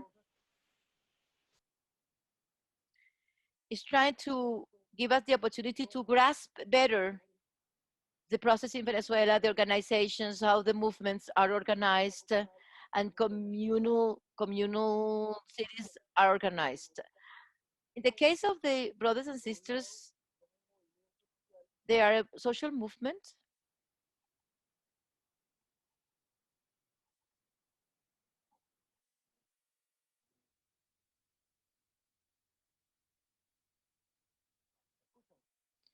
Yes, yes, yes, yes. So in the case of Braulio, he is a militant of a popular movement named Revolutionary Current, Bolivar and Zamora. Second, that movement he belongs to has taken up as a policy the construction of communes in different territories, especially in rural areas where campesinos are located. And in the case of Apure, they have been fostering the construction of communes. First, the communal councils, then they get together. So they have created 38 communal councils in Apure, Guasdalito, and those communal councils became 8 communes. And then those 8 communes in a larger territory decided to become a larger body, what they call communal city, a socialist peasant communal city. So how the territorial change is occurring? In the special case here, we have a social movement fostering communal councils, which in turn are grouped in communes, and those communes then turn into communal cities. This is quite similar to the experience we discussed the last time with El Maizal. They have been building communal councils that transform into communes, and then now they are creating, or they're proposing a communal corridor or communal city. So in Venezuela, after the communal city, the idea is to go to a higher level of organization, namely the communal federations or confederations. It is clear that this architecture could be discussed, but it is interesting to analyze these different levels of organization. Another thing Braulio mentioned is that in the state, on top of the communal space, they have been promoting representative within the central institutional branch. For instance, the mayor in the municipality, that mayor comes from their movement. So they have been linking the communal city and the mayoral decision process. It's just for you to have a map of the progression of the different levels of decision-making process. Now I give you the floor in China. If you could read the questions that you are receiving from your stream in China. Yeah, we have questions quite similar to the structure. The question one, how many communal cities are there now in Venezuela? What makes your communal city possible and special? What do you think are the main barriers for other communes to form communal cities? The second one, to put it more clearly, is the previous state institution with elected mayors, etc., still exists? That is, your communal city runs parallel to the state structure. And the last question is about the, do you have the opposition forces in your communal city territory? That's all. Thank you. After this power blackout, let's try to answer the questions. First, how many communal cities do we have in Venezuela, right?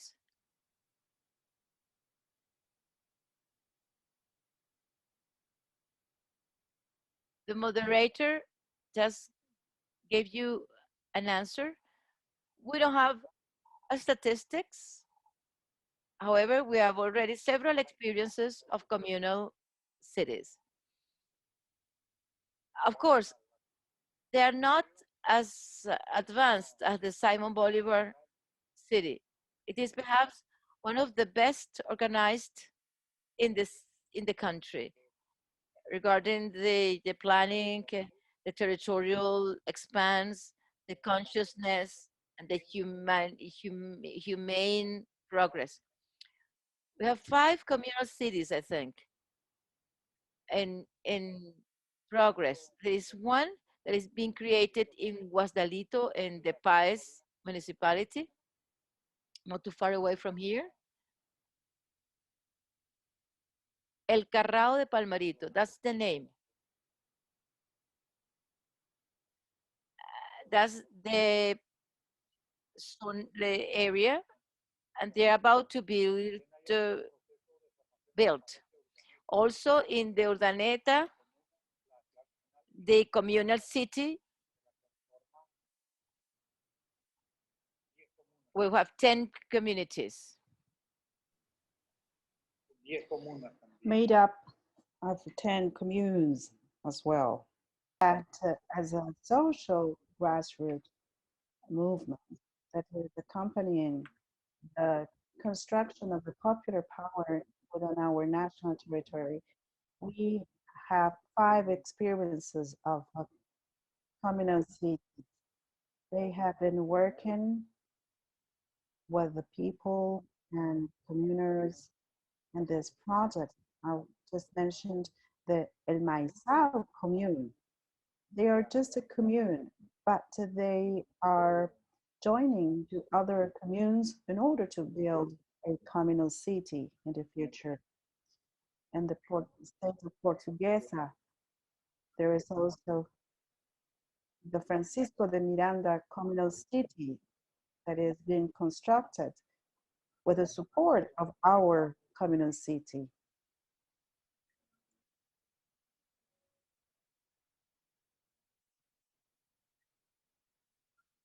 We are currently working also in the communal corridors and the communal territory.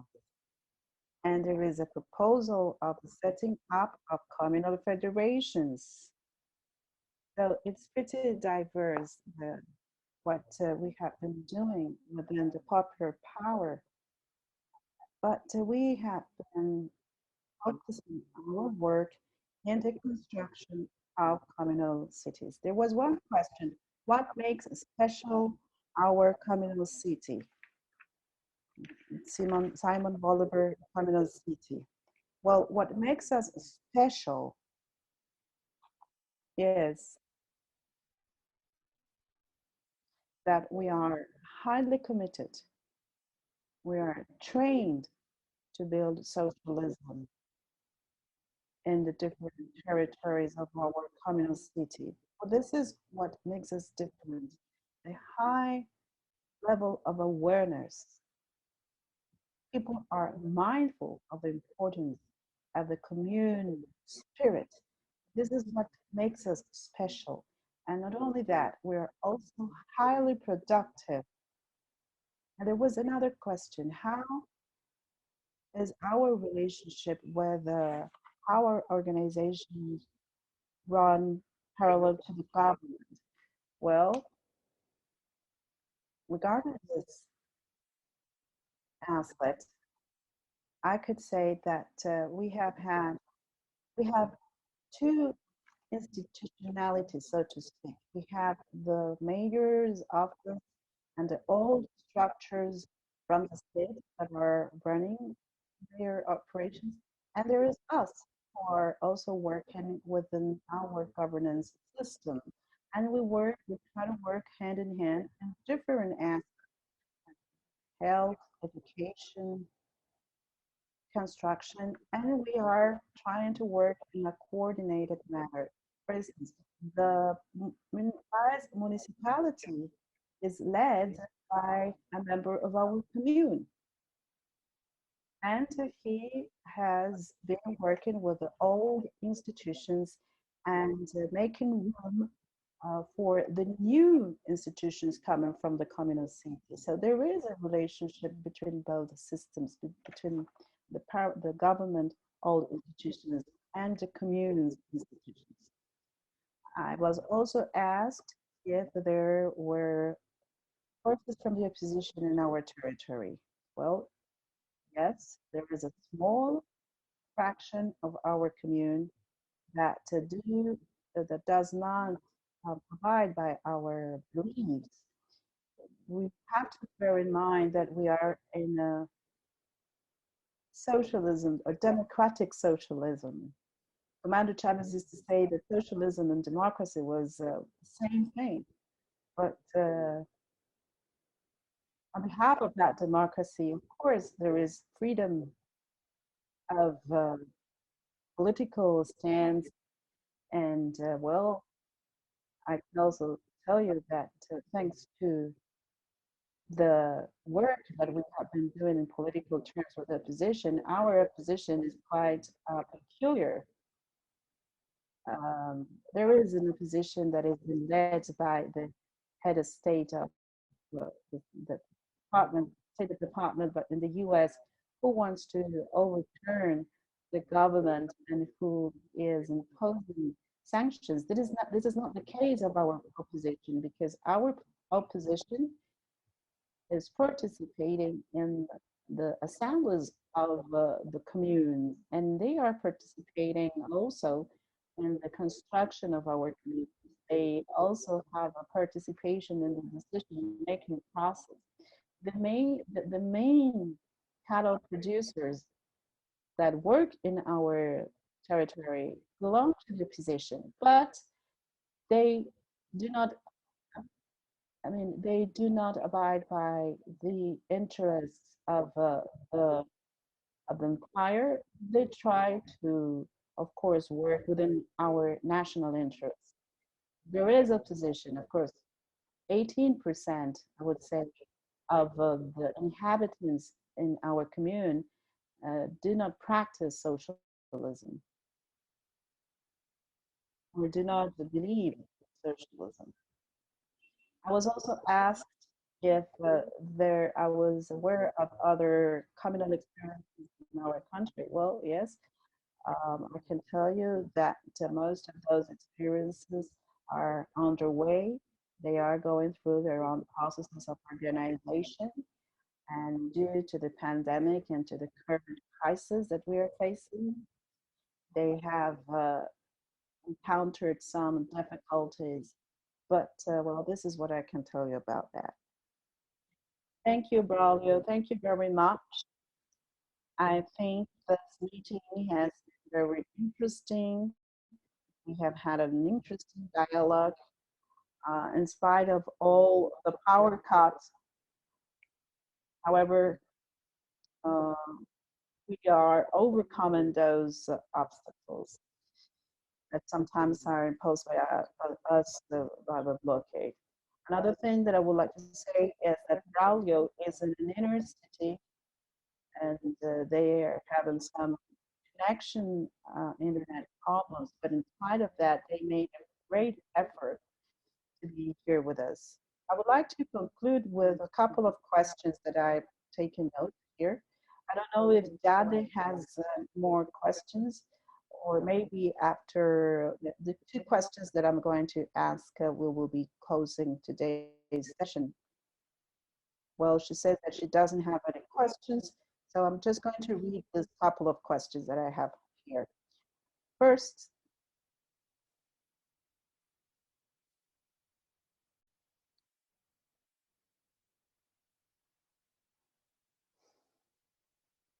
let me check my notes. Yes, one question is, are you aware of the creation of some commune federation in Venezuela? Is there a concrete federation established in Venezuela? And the second question is, how are you preparing for the 6th December elections? Good. These two questions are very good questions to close our meeting. So how do we prepare for the forthcoming elections on December the 6th? So you have the floor, Braulio. Well, I'm going to try to give you an objective answer to the question, okay? And to tell you what the reality is. Today, we do not have a federation yet in terms of community. It is enshrined in the law, but in reality, we do not have a federation of communes, not yet. We have some government committees from the popular government that are networking with the state. These are made up of the parliamentaries that work within the commune, and they have been debating with the president and the different ministries. I mean, the whole commune are working with something that we call a presidential council of communes, and they work with the government. But no, we do not have so far any kind of federation of communes. We have made some steps, but we are not there yet. And the last question was, how are we preparing for the forthcoming elections on December the 6th? Well, it's been a very long journey to these elections. We have overcome many obstacles to be able to hold our elections. The State Department of the US and the group of Lima, they have tried by all the possible means to stop our elections so that we don't hold our elections. They have tried almost everything. But thanks to the National Constituent Assembly, we were successful in achieving peace for our country. And after we set up this National Constituent Assembly, we were successful in fulfilling the peace. Before that, I don't know if you know that there were very violent protests in the streets just because you were Chavista, you were attacked. They destroyed public services, public institutions. They committed arson and many other crimes. But the president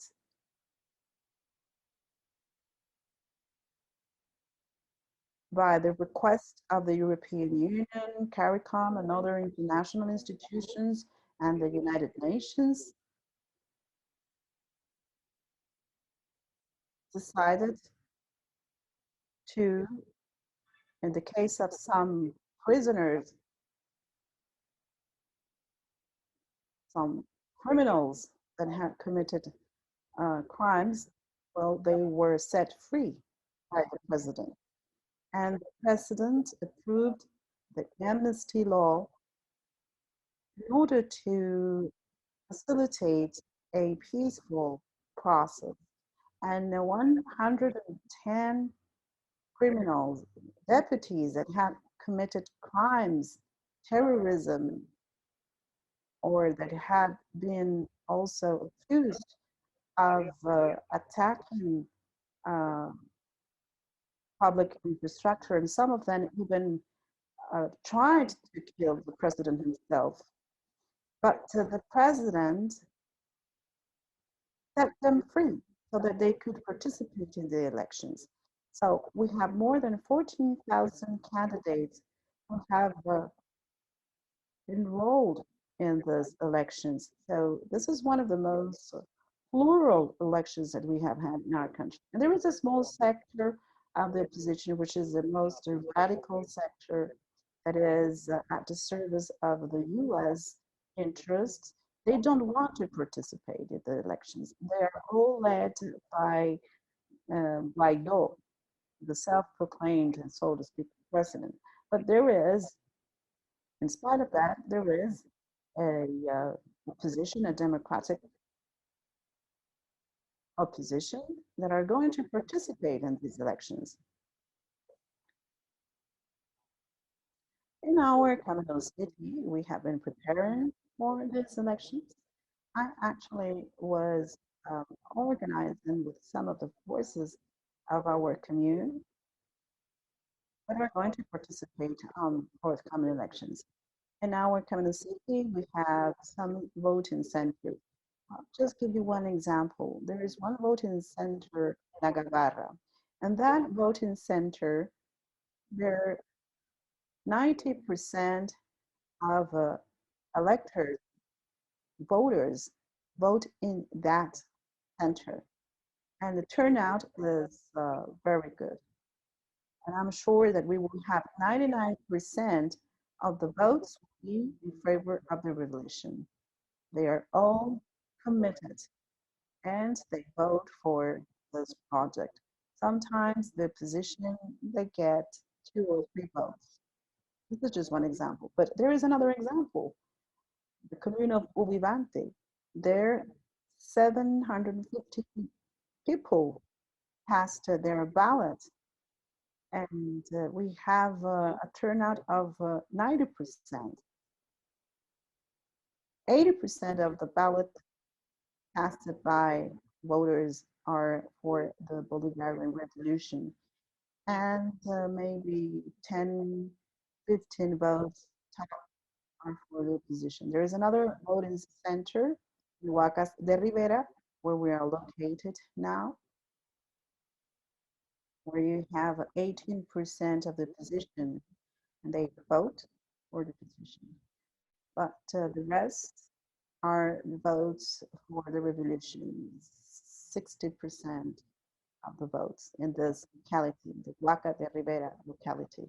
So I would say that in the elections, the Communal city will win with more than 2% of the votes. So we are fully prepared for that victory so that we can consolidate peace and to make sure that that National Assembly will be not at the service of a transnational interest, but in the interests of the popular power that will continue contributing to the development of our country. And I hope that in these elections, we will have representatives from the opposition that will come from the grassroots as well, so that they will be willing to debate and discuss our issues, and that they will be willing to work in favor of our nation's interests, so that we can also reject the unilateral coercive measures against Venezuela, that they will be willing to reject all this foreign intervention, so that we can work for our land, for Bolivar's country. Thank you very much. Thank you, Braulio. We will prevail, commune or nothing. Our homeland moves forward, and we will prevail. So thank you very much for this meeting. I think it's been very useful and productive, with a lot of information, also a lot of energy and political force. So I would like to thank our guests from the Simon Bolivar Communal City. And I would like also to thank our comrades from the Bolivar and Sonora Revolution cards. And of course, to thank all the participants that are following us. And I would like to invite you to disseminate this work. The seminars that are available to you through the YouTube channel, and also in the website of the University, Global University for Sustainability. I would also like to invite you to disseminate, as I said, to those seminars. We will have another team next Wednesday. We will continue looking at the construction of the communal processes. Next week, we will talk about the urban communities, and we will look at specific initiatives. And I would like to tell you also that we have been working in a session with the participation of the Ministry of Commune, so that we can give you some of the answers coming from the national government to this initiative. And I would also like to say that yesterday we celebrated the anniversary of the change of tack of the motto "Commune or Nothing." And we launched a documentary on some communes of the eastern zone of our country in Barcelona. And that documentary, which is called Commune, the movie makers will be also invited to our forthcoming meeting. And we will be launching that documentary in this space. We will then see the experience of the Barcelona commune, and that will be the opportunity to have a dialogue with the communers of Barcelona and with the makers who participated in this documentary. So we will invite you to ask them questions, to take the future opportunities to ask your questions, because I am sure that those questions are going to be part of the constant debate. And that is precisely the purpose of this seminary, to debate and have these kind of discussions. Once again, allow me to organize, to thank Global University for Sustainability. Thank you very much also to the interpreters who have been working with us, who are translating the current translation to English, Chinese, and Spanish. And I would also like to thank our friends from the Simon Bolivar Institute, ALBA Movement, and the Technological Green Ground Center, Arena also, which is the Asian organization. So thank you very much. And today, once again, I would like to bid you goodbye saying commune or nothing. We will prevail.